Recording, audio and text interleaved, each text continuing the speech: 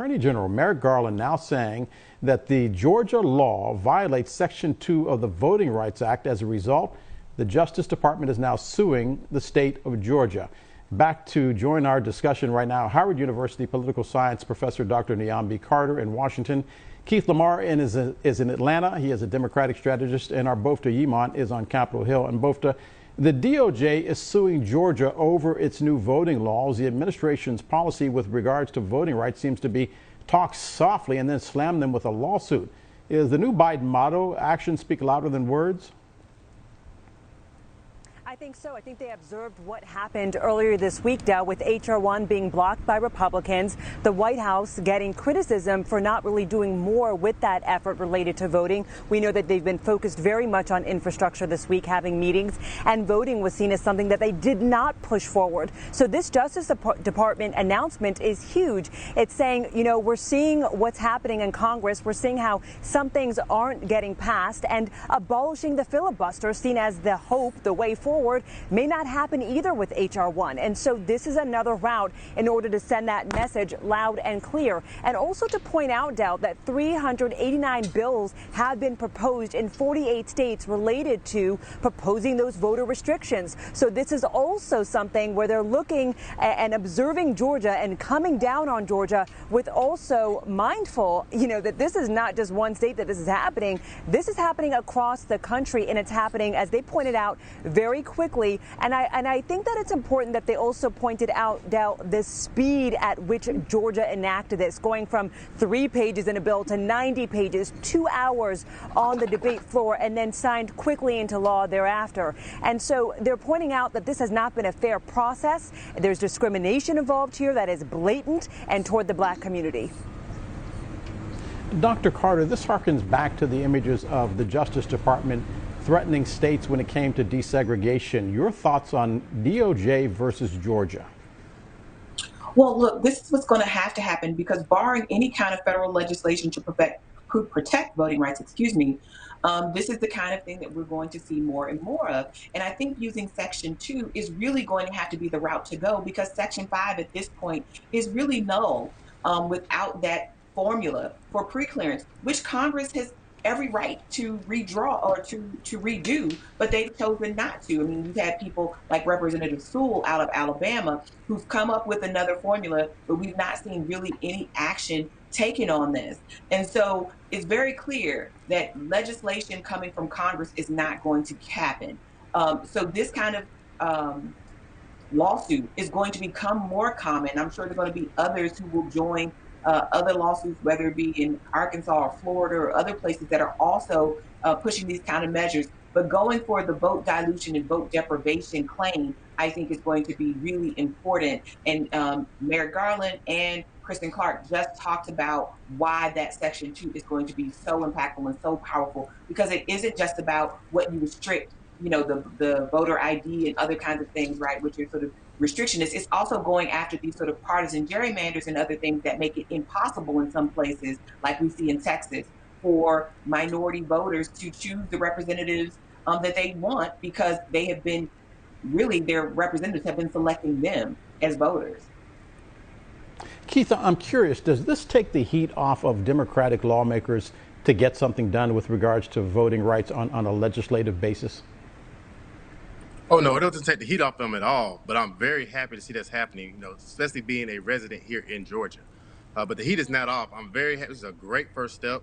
As I've mentioned before on previous shows, I don't understand why in 2021 we're trying to limit. We should be expanding it. You should be able to use your phone. You should be able to do a lot of other things to get more voting done. To limit it is clearly prejudicial. There's no other reason to do that. So at the end of the day, I'm very happy to hear the news. But no, Democrats are not off the hook by any means. We need more and more fighting, because they're going to keep trying. And Bifta, you and I talked about this during the election, and that is the threats, the death threats against people who are working the polls, who are making sure that the votes are counted fairly and counted accurately. The Justice Department also talking about that.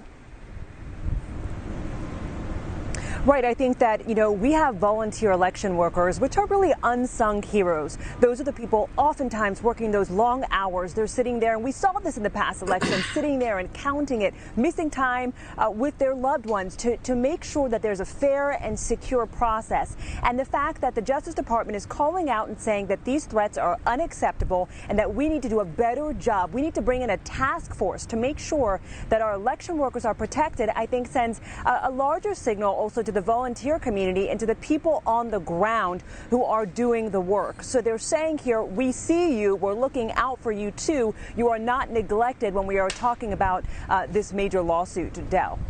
Adele, actually, before I let you talk, go ahead. I have a quick thing to point out here, that there's no coincidence that this is being talked about after H.R. 1 didn't work and also before the Senate recess. So I think it's giving lawmakers much to think about and to speak about in private meetings, as we know take place during the Senate recess. So I know that you pointed that question about lawmakers and does this let them off the hook. I think, if anything, it's actually amping up a little bit of the pressure. Dr. Carter, if I am someone voting in Georgia, Arizona, the other states that are being challenged, do I now feel that the playing field has been leveled, or is it still lopsided? No, it's still lopsided. I mean, we haven't had anything happen yet. So I still think people need to be vigilant. I think people need to have themselves be aware of all the ways that they can be disabled or deprived from the vote. And one of the things I tell people to do often is check your registration status. I mean, one of the pernicious things about a lot of these laws is it made purges of voter rolls a lot easier. So there were people who believed that they were registered to vote, who had been lawfully registered to vote, who've been purged from the voter rolls and didn't find out until it was too late to register and other kinds of things. And that's the way these sort of voter tactics work, is they, go after those marginal voters. They go after the voters who are the most vulnerable, who are the least likely to challenge the system, who don't feel particularly strong when it comes to this particular arena. It's daunting and it's intimidating. And because we have as many voting systems as we do states and territories, it's especially confusing because there is no singular voting system.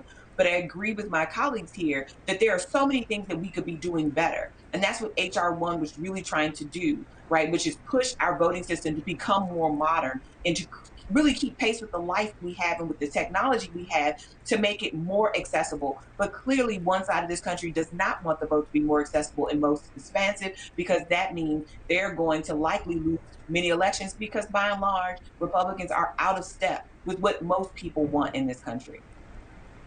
Dr. Carter, one question before I let you go. As we watch this play out, who has the most muscle? The last time I can remember the government getting involved to a scale like this would be desegregating schools. So who wins in the long run, the states or the federal government?